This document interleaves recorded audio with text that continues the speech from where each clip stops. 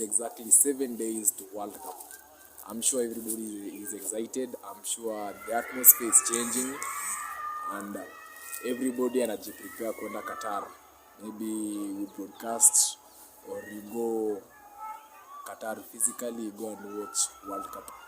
But even as we talk about World Cup and everything concerning, because World Cup ina concern the sports industry and pia ina concern the whole world. Now everybody will be excited. Us as Africans tutakuwa na teams zetu zenye zina represent like Senegal, so we'll be all excited to be in Qatar, virtually, physically.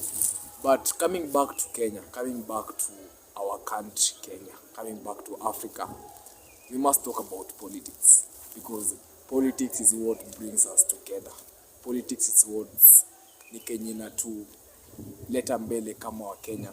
We are just from general election, and we are almost concluding by elections which are coming in December, and it's like now we must talk about what's happening in our country. We must talk about the executive, because it's really surprising that even the president hajamaliza 1 year. The president hasn't finished even a year, and some of his allies, like the Fafi member of parliament, came and said strongly that the 2 term for presidency is ni kidogo sana. We need to amend the constitution so that the president can serve for more than 2 terms. And remember, even the president hasn't finished even his first 100 days. Remember even the promises, the Big 4 agenda, the Big 4 plans, and everything in the Kenya Kwanza manifesto hasn't yet been achieved. And yet, a member of parliament who is a first-time member of parliament of Fafi, that is in Garissa County, is coming strongly and telling Kenyans that, you know what, we need to amend the constitution. You know what, we need to check the Article 142 of the Constitution, Clause 2, which clearly states that the president needs to serve for not more than 2 terms. Now, the president is somebody who made his first attempt for presidency, William Samoei Ruto, and he won. And most likely it hasn't happened in Kenya. You remember Mwai Kibaki tried he succeeded in 2002, and he was supported by Raila, and he won because Mwai Kibaki was strong. You remember the Kibaki Tosha slogan, which came in 2002, and Kibaki won the elections, becoming the 3rd president of Kenya. Now, he was the second Kikuyu to be the president of Kenya after Jomo Kenyatta, and he was immediately after Moi, our former president, Daniel Toroitich arap Moi. Now, Kibaki served for 2 terms, from 2002 then to 2007, then from 2007 to 2013. Then after 2013, you remember the 3rd president, Uhuru Muigai Kenyatta, being the second Kikuyu to win the presidency, and he served for 2 terms. Now, it isn't surprising that William Samoei Ruto will serve for 2 terms, but bringing the amendment issue at this time of the moment, I myself won't subscribe to it, and I will tell Kenyans that it's too early to talk about amendment of the constitution. Then, do Kenyans want us to go back to where the president served for maybe 20 years, like the case for Daniel Toroitich arap Moi? I'm going to ask you that question, because I feel you're not ready for that. And we all want a sequence whereby there is a systematic area as Kenyans, we tend to change the government. Now, if you're telling now the sitting president that you're going to serve for more than 2 terms, then it's risky for our constitution, it's risky for our democracy. Remember, our constitution the amended constitution, the 2010. Let me take you back to 2010, before the constitution, before the referendum and the amendment issues. William Samoei Ruto was under the no umbrella of Mwai Kibaki, and Uhuru Kenyatta was also the was in the no umbrella, which was the color was red, and they didn't want us to amend the constitution, and the opposition government led by Raila Odinga was for the yes, meaning they wanted the amendment, the referendum to be done, and we have a new constitution, the 2010 constitution.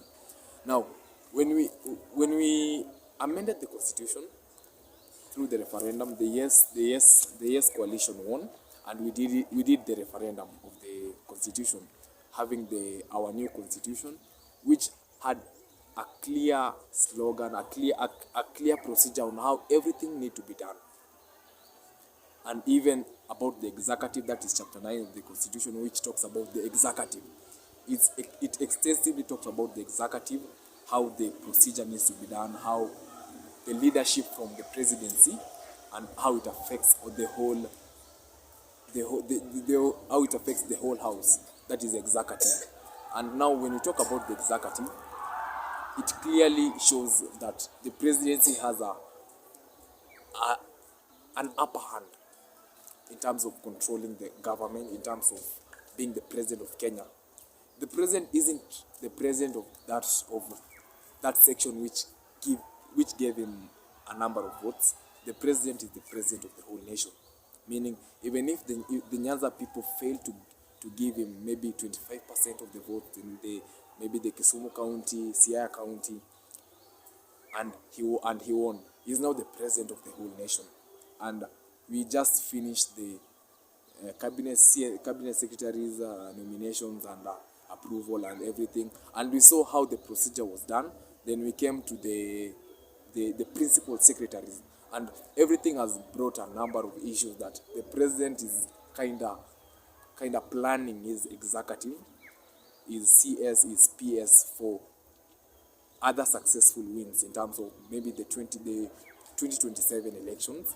And we don't know how everything will be done in terms of now the section 2, the article 142 of the constitution about the president term limit, because even the Nandi senator Samson Cherargei came confidently and said that I will support this bill when this bill is brought to the Senate, that the limit for the presidency needs to be extended.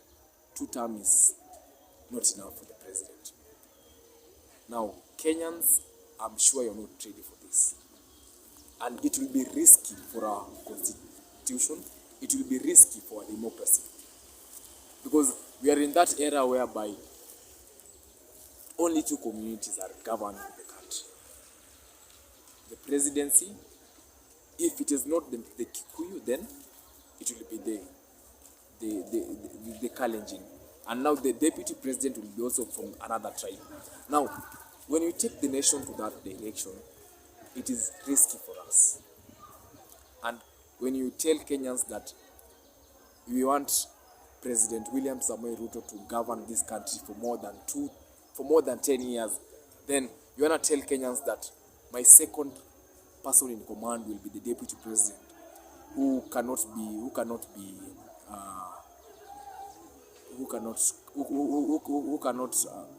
removed from office because he enjoys the constitution. The constitution gives him security, meaning that the president cannot make the deputy president. The president cannot make the deputy president to be weak or to exit office. Now, you are telling Kenyans that my second person in command, even if I lead for more than 10 years, will be the Kikuyu. Meaning, 2 communities will govern the nation for more than 10 years. Let's say 20 years, like Daniel Toroitich Arap Moi served for 24 years. Meaning you want to tell Kenyans that now we are going back to the Moi era, whereby William Samoei Ruto, will serve for more than 20 years, and my second person in command will be Rigathi Gachagua. We are taking the nation to a wrong direction when we try to think that way. And I want to tell Kenyans that if we think in that direction, then we are telling those people, the fathers of our constitution, like Raila Amolo Odinga, that you did nothing, that we cannot appreciate the constitution. Now, remember, up to now, William Samoei Ruto hasn't talked. Only his allies have talked and said that the Fafi member of parliament is bringing hot air,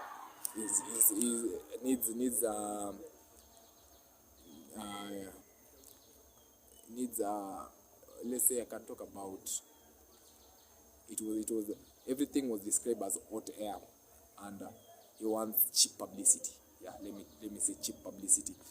Meaning even now the president hasn't made any remarks concerning the Fafi member of parliament remarks. And remember, up to now, even the opposition leader Raila Amolo Odinga hasn't talked of anything concerning the Fafi member of parliament. We only saw Junet Mohammed and Babu Owino. They are the only people who came under the Azimio coalition and said that if this thing is brought in parliament, we are gonna take it down.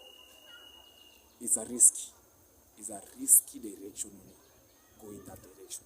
It's a risky take when you try to think in that way.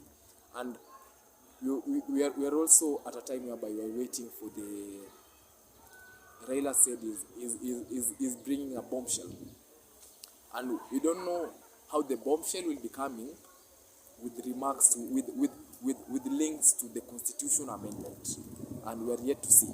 But we are yet to see if this thing will be supported by Kenyans. If Kenyans wanna make us to be like Uganda, because we know Museveni is a good ally, a good friend to our president William Samoei Ruto, and it's a risky thing if we amend Article 142, Clause 2 of the Constitution. That's my take for today.